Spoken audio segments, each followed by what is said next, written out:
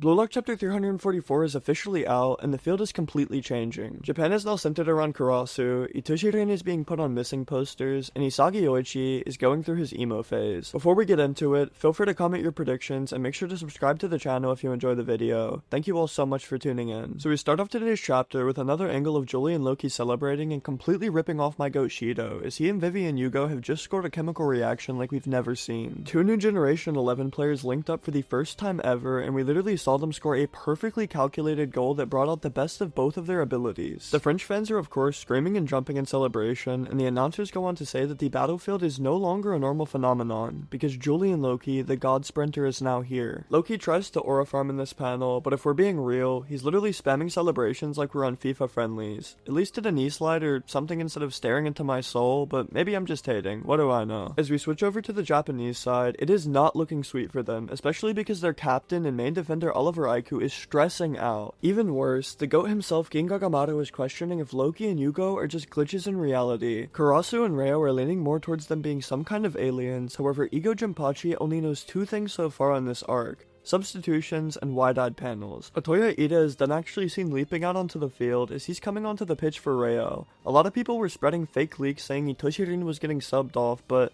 that makes literally no sense at all. I can't lie though, I respect the rage bait, and it was hilarious to see people actually believe it. The only way Rin is coming off that pitch is with a red card. With Isagi huffing and observing the changing field, he says that Igo Jinpachi's intentions are clear with this substitution. Otoya and Karasu have a lot of chemistry and pre-existing patterns, so this is just another shift towards a formation completely centered around Karasu. I cannot lie, it's crazy how fast things changed on our main man. As we then see a couple of key characters in the frame, Isagi even admits that everyone is realizing things must change if they want to turn things around. So even if it means lowering their defensive capabilities, they have to shift to increase their attacking options and trade blows with France for even a shot at victory. This also means though that Yoichi is no longer being relied on for his scoring ability. Not only him though, but Itoshi-rin is no longer a central piece of the current system. As we see Isagi breaking himself into puzzle pieces and powering up, and Rin biting his lip in frustration, they've both realized that they're outside of the Karasu system and outliers within the current plans. As we then see Yoichi standing within his mind and breaking apart pieces of relevant characters from this match,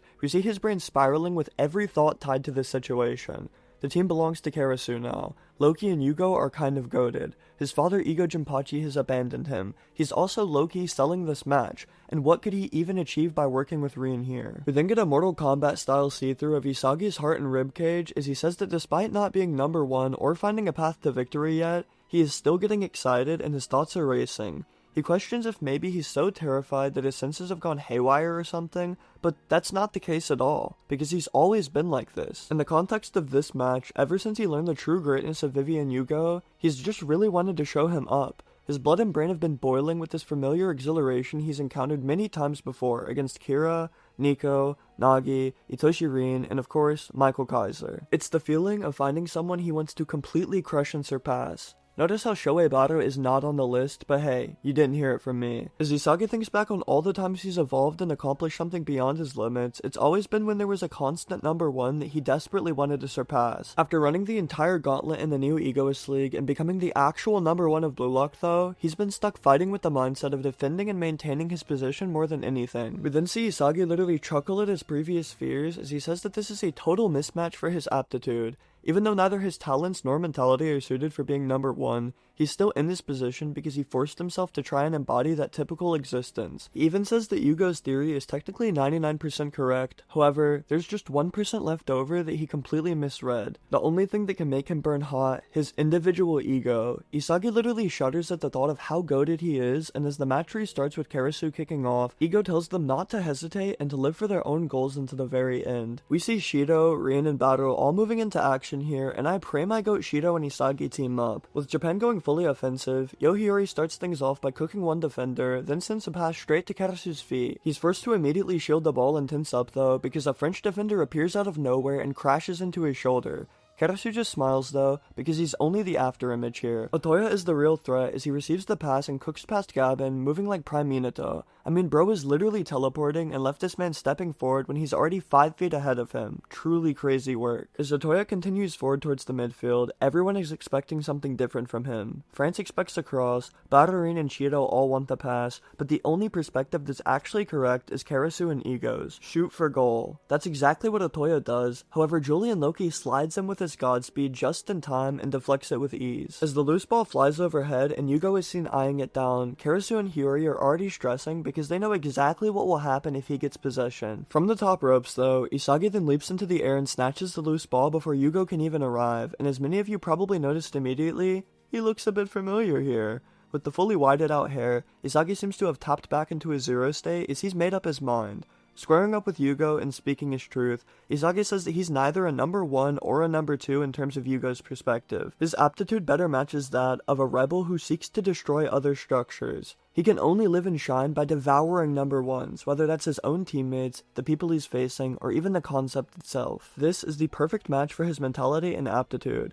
As he fully shifts into his 0 point and his eyes begin to warp with the weird metavision, the outro text confirms that this is Isagi's way of life. The heat he's emitting is proof of both this and his rebellion. Bro already dealt with the Germans and Kaiser and snatched bro's throne. Do you really think he's gonna let Karasu just pull up and take his team within a few chapters? Absolutely not. But God forbid I say anything good about Isagi, cause y'all are gonna be in my comments calling me a glazer. Come on now. It is interesting though that the chapter title Rebel ended up referring to Isagi basically going through his emo phase, but let's be real. It's good that he figured this out within a single match. It makes sense too, because when he was facing Nigeria, he didn't really have any ace or outward threat to surpass. Blue Lock Japan already outshined them, so he literally had to rage bait and taunt them just to raise their level, so he could then use their data for his own growth. Facing France though, this is the first time on a big stage where he's the sole ace of his team while also going up against a genuinely dangerous squad with even bigger threats. It's crazy because even Itoshi Rin is noted to be underperforming here, so people can clown whoever they want, but U20 France is just really like that. I mean, they're not called the Golden Generation for no reason, let's be real here. I am really hoping that Shidou gets some relevance within Isagi's upcoming plays, because who better to pair with the rebel than a contrarian who would flip any structure if it meant getting a chance to score. There's also the whole Devil King and demon symbolism, plus the fact that Shidou has been glazing Isagi for a while now, but maybe that's just me pushing what I want to see in my personal bias. A 3-way chemical reaction between Isagi, Rin, and Shidou? I mean, come on now. Otoya coming into the pitch too is also something I somehow did not expect, because to be honest, I completely forgot about his character. It does make sense though with how he'll fit into the system, but I can't really see him having a major role this game outside of bypassing defenders and making a few key passes. He's not the most important or coolest character in my opinion, but what do you all think about him? I kinda want to start rating these chapters too at the end of every video, so out of 10, what would you all give this chapter?